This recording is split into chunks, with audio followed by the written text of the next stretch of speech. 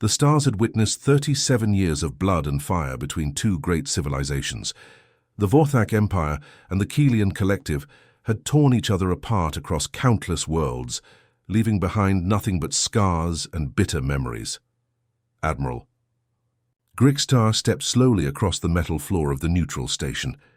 His insect-like body moved with difficulty, each step a reminder of the plasma burns that had nearly killed him 3 years ago. The chitinous plates covering his face bore deep marks from enemy weapons. He was tired. So very tired of war. Across the small meeting room, Commander Yulmoth waited in silence. The crystalline being's body had once glowed with brilliant light, but now his transparent skin looked dull and grey. The photosynthetic cells that powered his body had been damaged, too many times by radiation from burning ships. Like Grixtar, he carried the weight of too many battles. "Your terms," Grixtar clicked through his translation device, "they are acceptable to my people." The words felt strange in his mouth. After decades of fighting, after losing so many ships and soldiers, they were finally talking about peace. The Outer Rim systems would remain neutral territory. Both fleets would pull back to their home worlds. No more battles, no more death. Yulmoth's skin flickered with dim colors, the Kelian way of showing agreement. "The Collective approves. We withdraw our forces within 60 standard days. My empire will do the same," Grixtar replied. He looked out through the station's viewport at the damaged ships floating nearby. Vorthak cruisers held together with metal patches, Kelian fighters missing entire sections of their hulls.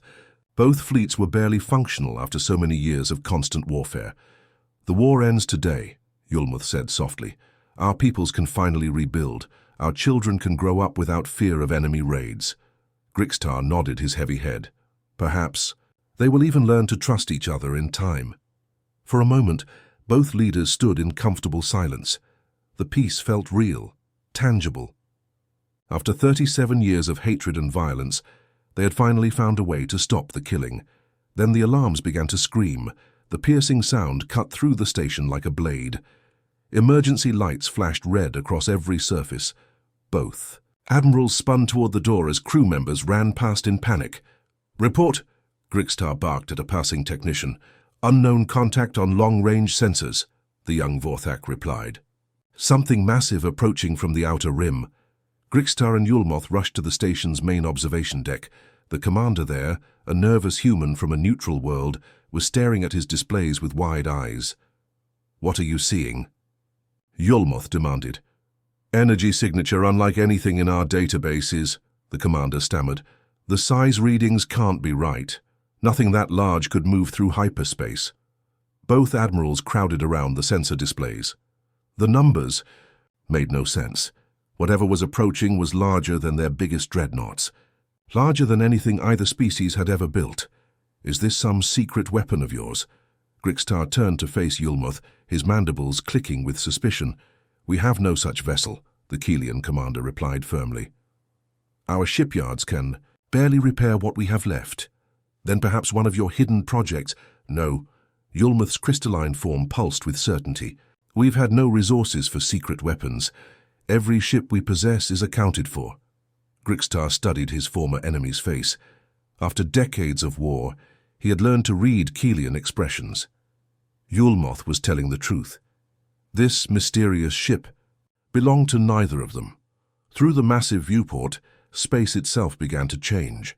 Reality seemed to bend and twist as something enormous pushed through the barriers between dimensions. The very air in the observation deck grew thick and heavy. Then it emerged.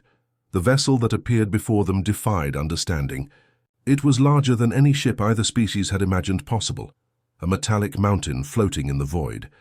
Its hull was scarred by countless battles, marked with burns and gouges that spoke of wars fought in distant places.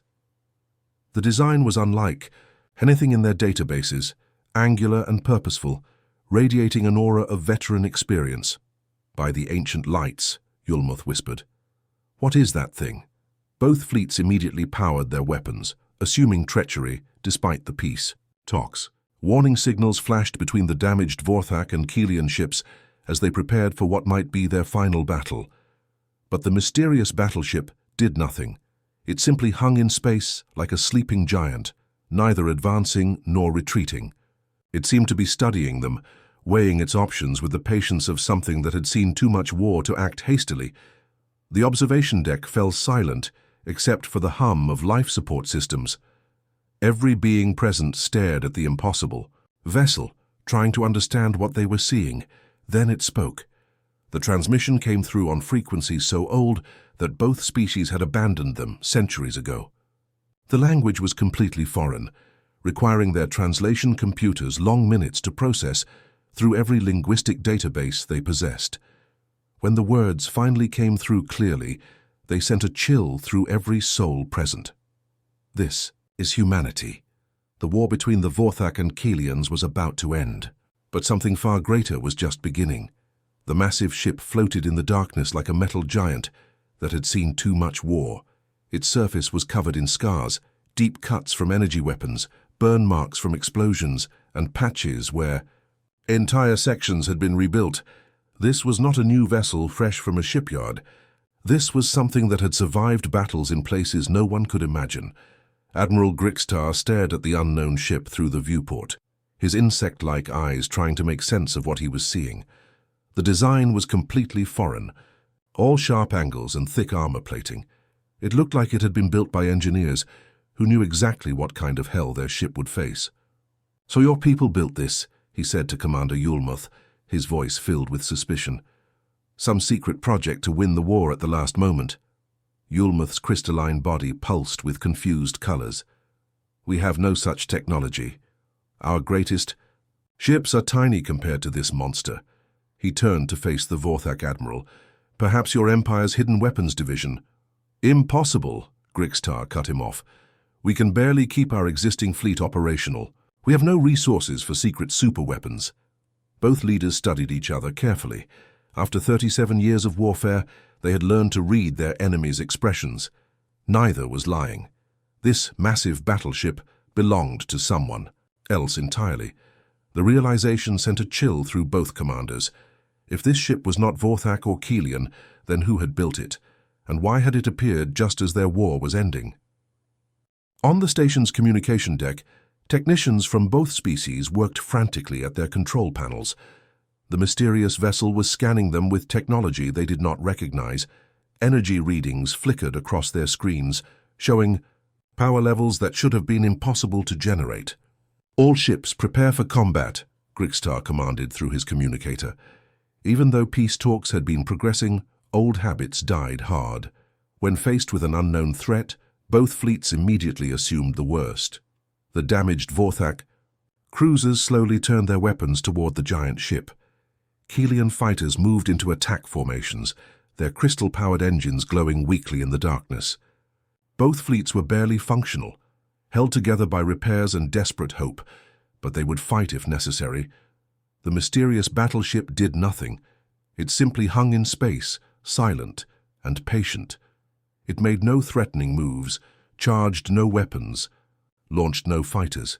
It seemed to be waiting for something, or perhaps studying the two fleets with the calm attention of a predator that had no need to hurry. Minutes passed. The tension in the observation deck grew thick enough to cut with a blade.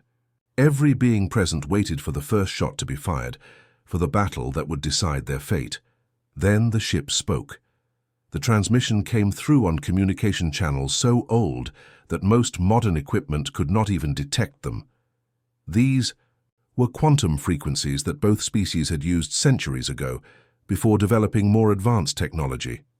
The fact that someone was still using such ancient methods was deeply puzzling, but the language itself was completely unknown. "Processing unknown linguistic patterns," announced the station's computer in its mechanical voice, attempting translation through all available databases. The translation systems worked furiously, comparing the alien words to thousands of known languages.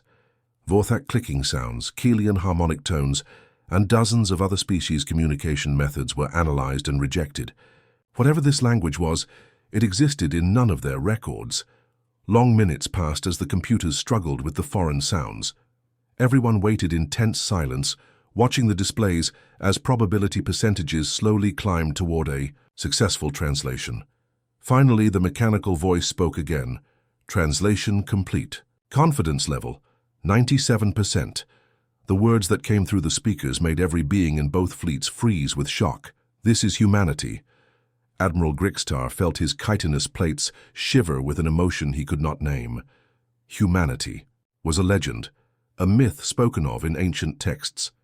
A species that had supposedly vanished into the dark spaces between galaxies long before either the Vorthak or Keelians had developed space travel. Commander Yulmoth's crystalline form flickered, with dim, confused colors. Impossible. Humans are extinct. They disappeared thousands of years ago. Before anyone could respond, the main display screen flickered to life. A face appeared, clearly alien yet somehow familiar. The being had smooth skin, dark eyes, and features that were neither Vorthak nor Keelian. This was something different, entirely. The human's face was marked by years of hard experience. Scars ran along his jaw, and his eyes held the deep tiredness of someone who had seen too much violence. Behind him, a bridge hummed with technology that neither species recognized. Control panels covered in strange symbols, displays showing star charts of impossible complexity. "My name is Captain Junho," the human said in a voice that carried the weight of countless battles. "I command the battleship Morning Star." He paused, studying both fleets through the communication link. When he spoke again, his words were simple but carried an urgency that made everyone listen. "We need to talk, all of you, right now." The war between two species was about to end. But something much larger was about to begin. The air in the station's central chamber shimmered like water, and suddenly Captain Junho stood before them. The human had appeared from nothing, transported directly from his massive ship using technology that made the alien engineers gasp in amazement. They immediately began taking notes, trying to understand how such perfect matter transmission was possible. The human captain looked exactly as he had on the communication screen, tired, scarred, and wearing a simple grey uniform that had seen better days. The fabric was patched in several places, and the color had faded from years of use. This was not the pristine outfit of a parade officer, but the working clothes of someone who had lived through real combat. 37 years, Captain Junho said without any greeting or introduction. His dark eyes moved between Admiral Grixtar and Commander Yulmoth, studying both alien leaders with the calculating gaze of a veteran warrior. "You have been fighting each other for 37 years over planets and trade routes, Admiral." Grixtar's mandibles clicked together in irritation. The insect-like being drew himself up to his full height, his chitinous armor plates rattling with anger. "Who are you to judge our conflicts, human? You know nothing of our history or our reasons for war." Captain Junho said nothing in response. Instead, he touched a small device on his uniform belt. The air above them suddenly filled with light, as a holographic display materialized, showing star charts unlike anything either species had ever seen.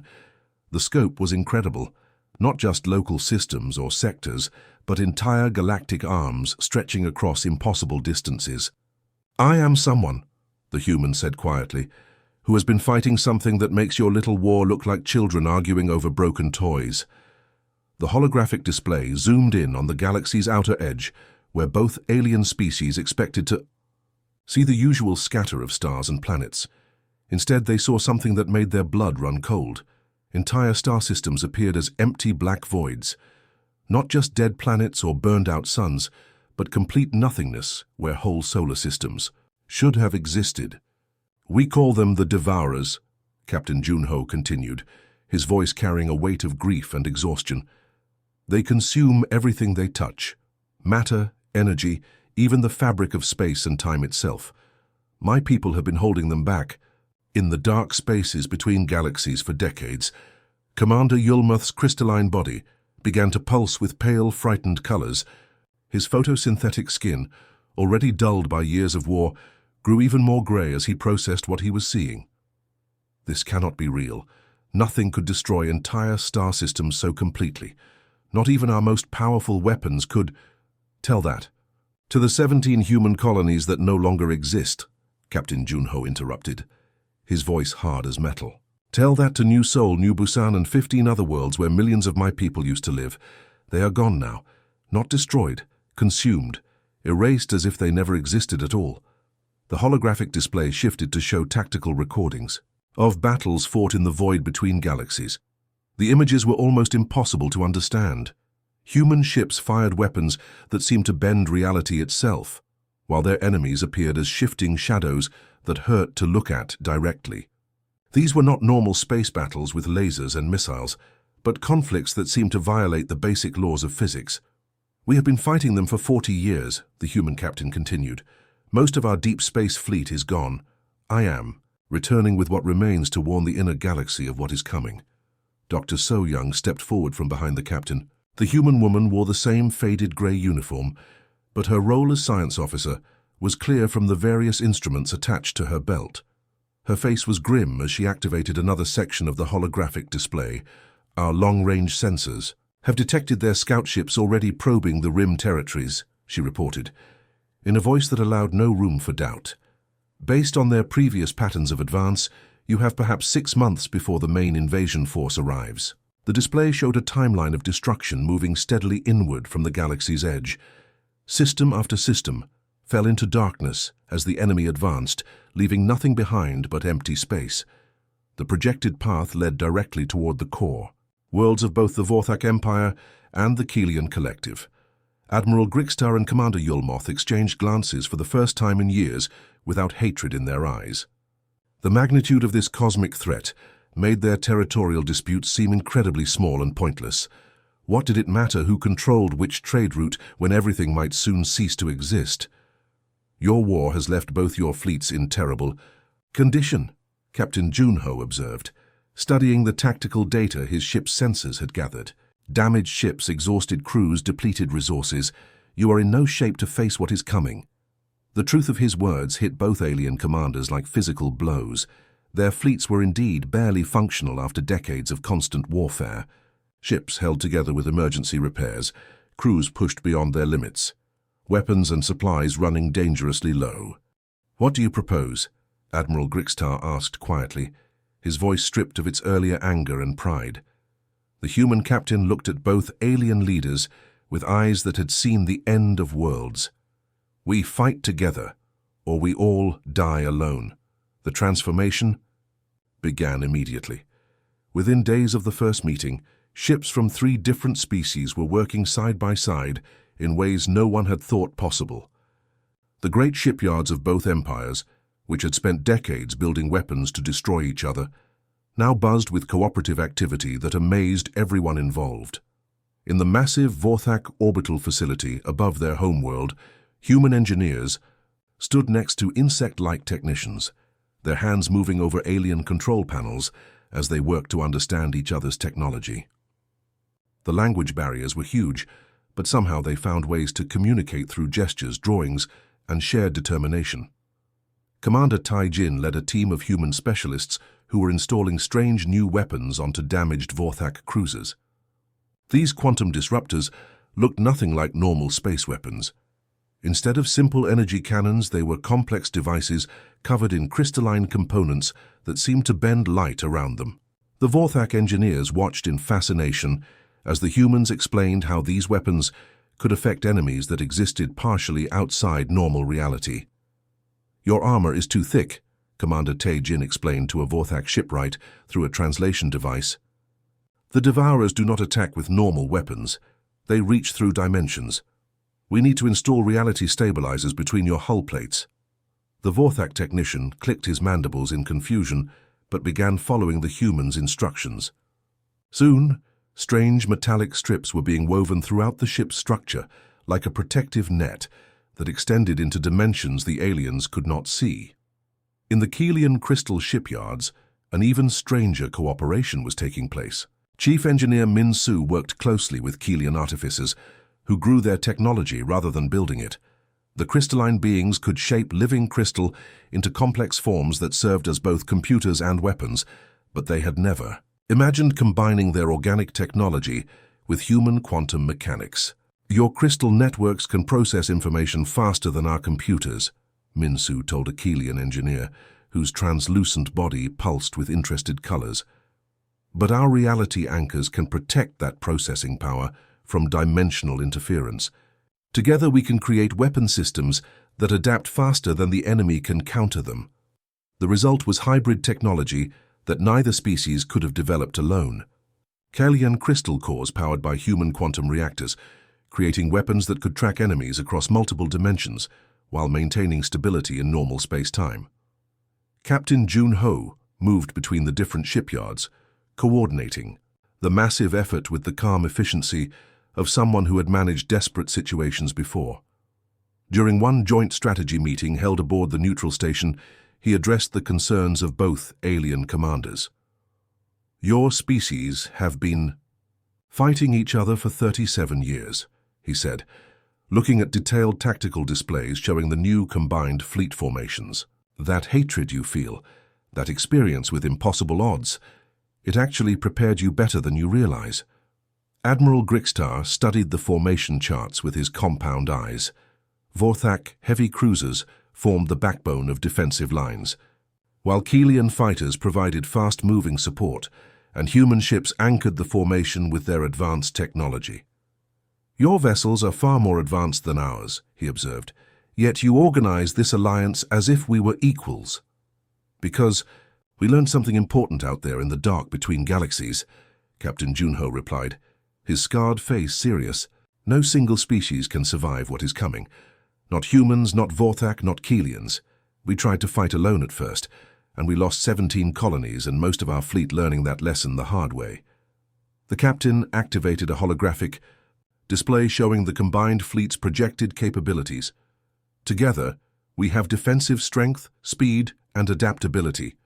Apart, we have nothing but the certainty of extinction."